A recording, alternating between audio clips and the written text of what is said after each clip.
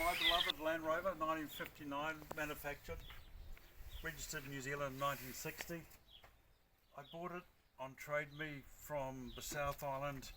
I just saw one or two photos and I thought, that's for me.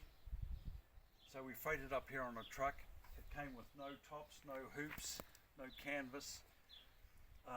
All I've done is polished it, and I just love it the way it is with the old patina, the old patina, the scratches all over it. It's had nothing done to it. I've got the original seats, everything's original. I make sure it's serviced all the time. A few things I've replaced for better. What else can I say about it? I love it. I use it every day for my job, and it's a good beast. It used to have trailer indicators, and I've gone back to the original Lucas 428s. I can't think, maybe that's the number. So it's a good car. It stops, it starts straight away. I keep good rubber on it, good Dunlops, and you're not having it. Now, Greg's been driving this for many years around this area, and he loves it. And the thing about Greg is he's always using it and appreciating it. I just love this little dancing gear on the front here. It's a real icon. And before I even met Greg, I met his car, and I was very inspired by the whole patina effect that he has, and how he's able to use it and get out and do it. But this is quite an early car. It's 1959. This is the first year of production of the Series 2, and they started in 58 at the end, middle of 58, and they carried on through. So this has got the bigger sort of spats, which a bit deeper, which were only in the Series 2, and a few different features with the horn in its location where it is, and obviously with this Bakelite sort of adjustment to open the flaps, which is quite a basically only used in the Series 2s up to 61 maybe. Yes. And then you've got the Lucas window wipers, which are basically right through, and then they in the 2As, later 2As, they had them down here behind this panel, which weren't quite as attractive. But Greg's kept this all original. He's used a lot of the original equipment from old derelict cars, and he just loves getting out and finding things. And you see that these mud flaps, he'll tell you a story about that. We found a whole rotten Landrover in a paddock. We took the hoops, took the canvas, took the original flaps, and they were so delicate. They still are delicate. Even things like that, the old Lucas chrome rather than a bit of old plastic. Military stoplights deal, I think they are, of early series. Yeah. So it's just been rebuilt with bits and pieces. I have the original wheels inside. I've even kept the old canvas and repaired the top. I put a patch on the top, but kept the original canvas because I like things like that. No, he's done a great job, and he sort of works on a piece at a time, and he sort of buys the stuff on Trade Me and he adds it, like he's got this case accessories box in there just to add to his character of his car. It's gun parts, World War II gun parts. Yeah, it's fantastic.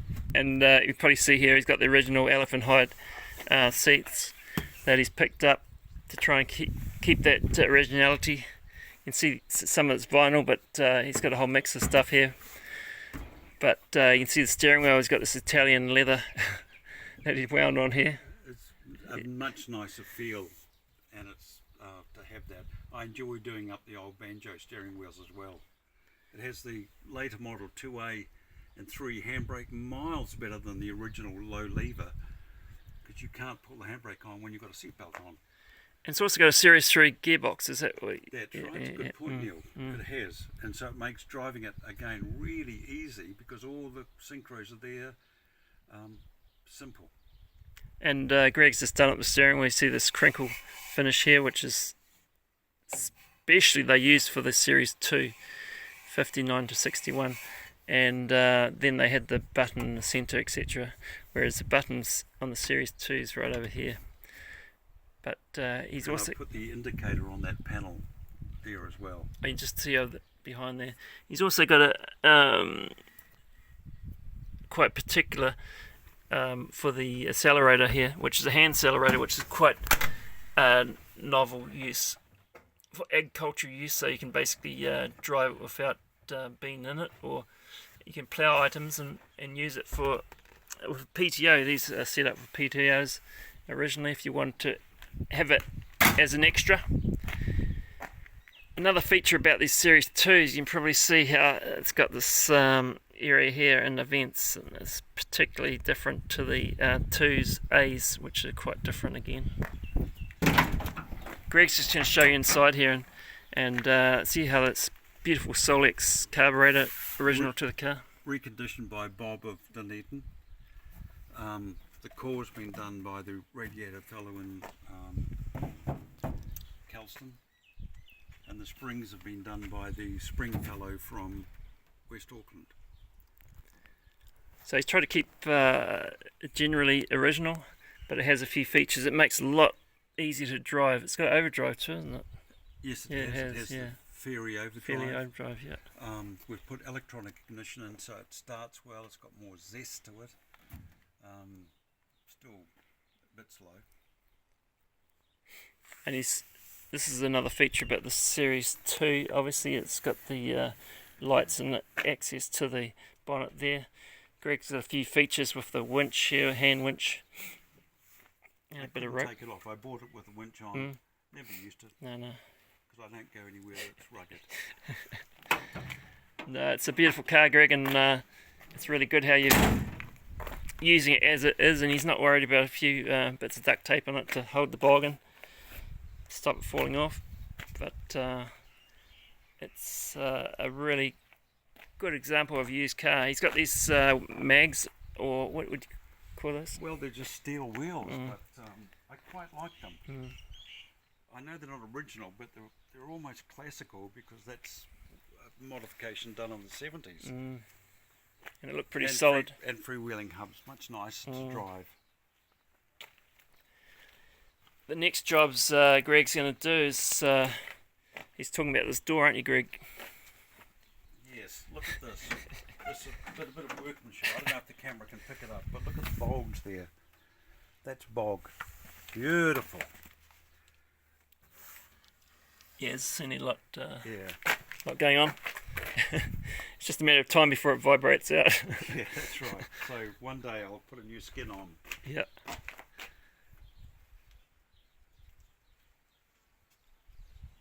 And you had a bit of trouble with the rear tailgate, Greg. Yes, it doesn't fit very well, so there's quite a big gap underneath, so all my screwdrivers fall out onto the road, which is annoying.